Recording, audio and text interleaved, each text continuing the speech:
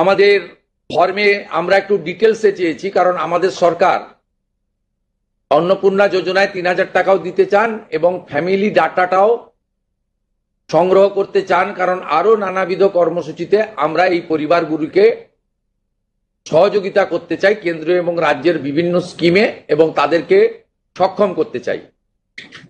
এটা বিরাট সংখ্যক, প্রায় ২ কোটির কাছাকাছি হয়তো উপভোক্তা ফাইনালি আসবে।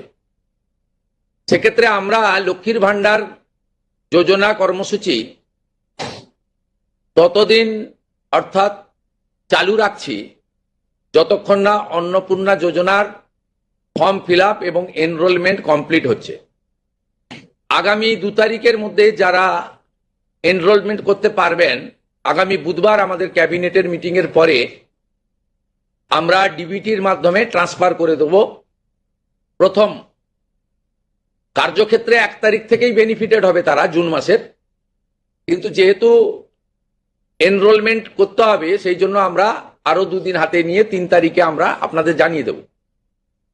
আমাদের সরকারি বাসে মহিলাদের ফ্রি কর্মসূচি চালু হচ্ছে।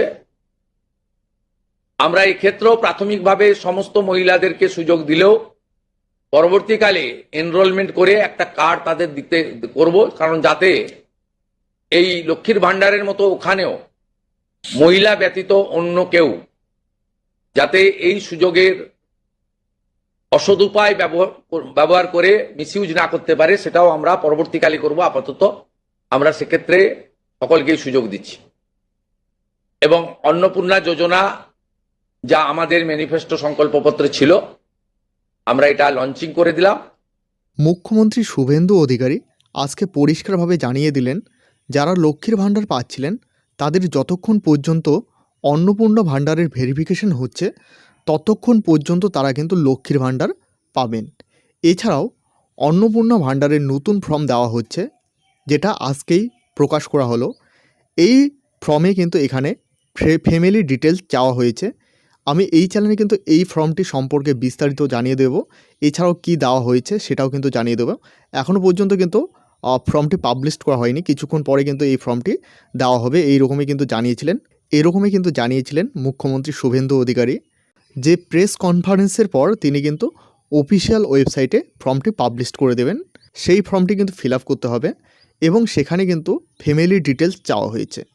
এছাড়াও 1 জুন থেকে ফ্রি মহিলা বাস পরিষেবার প্রতিশ্রুতি দিলেন মাননীয় মুখ্যমন্ত্রী শুভেন্দু অধিকারী। মুখ্যমন্ত্রী শুভেন্দু অধিকারী তিনি কিন্তু আজকে পরিষ্কারভাবে জানিয়ে দিলেন কাদের এই অন্নপূর্ণা ভাণ্ডার থেকে নাম বাতিল করা হচ্ছে। এক্ষেত্রে তিনি পরিষ্কারভাবে জানিয়ে দিলেন, বেশি টাকা যারা ট্যাক্স দিচ্ছে বা বেশি টাকা ট্যাক্সের আওতায় যারা পড়ছে তাদের কিন্তু নাম বাতিল করা হবে। এছাড়াও যারা পশ্চিমবঙ্গের বাসিন্দা নয় তারাও কিন্তু এই অন্নপূর্ণা ভাণ্ডার এই প্রকল্পটির সুবিধা কিন্তু পাবে না। তো এই হলো আজকের গুরুত্বপূর্ণ আপডেট। অন্নপূর্ণা ভাণ্ডারের ফর্ম আপডেট পেতে অবশ্যই চ্যানেলটিকে সাবস্ক্রাইব করুন এবং সাথে থাকা বেল আইকনটি প্রেস করতে ভুলবে না।